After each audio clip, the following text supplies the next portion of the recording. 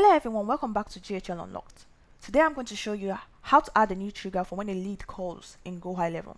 So the first thing you want to do is log into your GoHighLevel account and select the sub account you want to use for this. Now make sure that the sub account you pick already has a phone number connected to it, otherwise the workflow we're going to create won't work.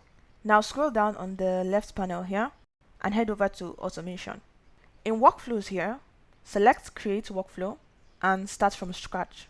Now in this workflow, we're going to add a new trigger and search for the trigger inbound calls. I don't have a phone number connected to this sub account, so it won't show the trigger here. But if you have a phone number connected to this account, you should see the option.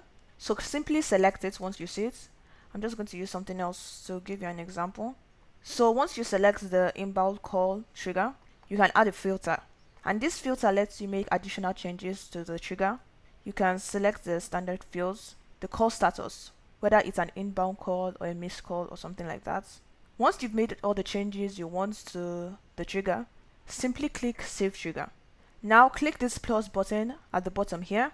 This is to set what action is triggered. You can choose to send an SMS to the contact or to notify someone on your team. I'm just going to select Send SMS. And here just type in the message you want to send in. You can also test out the SMS to make sure that it works properly by entering a test phone number here, but I'm just going to leave this. Once you've done all that, click Save Action.